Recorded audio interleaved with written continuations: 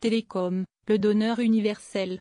La cruauté du surnom dont SFR est affublé par ses concurrents résume bien la difficulté dans laquelle se trouve le groupe Altice, dont il représente la moitié des revenus, dirigé par l'homme d'affaires Patrick Drahi. Ce 10 novembre, l'action dégringole encore en bourse, après avoir perdu 9 milliards d'euros de capitalisation boursière en une semaine.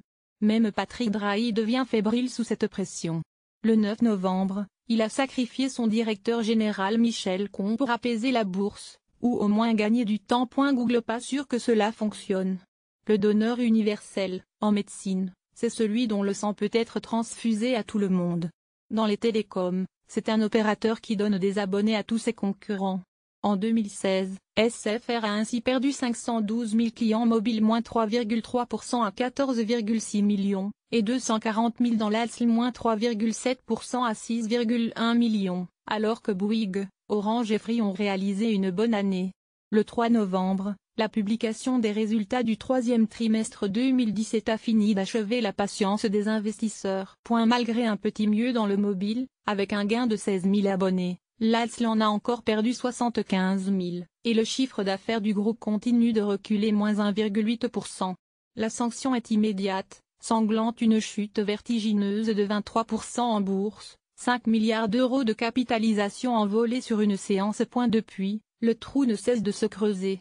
Ce 10 novembre, la capitalisation boursière d'Altis atteint 16 milliards d'euros, contre 25 une semaine plus tôt. Pour Nicolas Chéron, responsable de la recherche marché chez Bank.fr, les marchés sont désormais pris de doute face aux difficultés de SFR. La situation est-elle si grave? Il faut bien admettre que SFR n'arrive plus à séduire les consommateurs. En octobre 2016, une enquête de 60 millions de consommateurs avait montré à quel point la qualité du service était jugée inférieure à celle des concurrents. 38% de ces abonnés mobiles sont peu ou pas satisfaits, contre 12% en moyenne chez Free, Bouygues et Orange.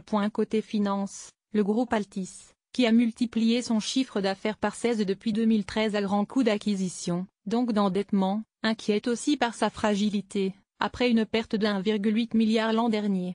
L'achat en mai des droits de la Champions League 2018-2021 pour 370 millions d'euros laisse les spécialistes perplexes pour l'instant.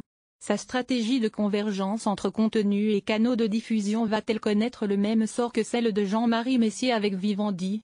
Interrogé par le HuffPost, ce dernier s'est montré plus optimiste.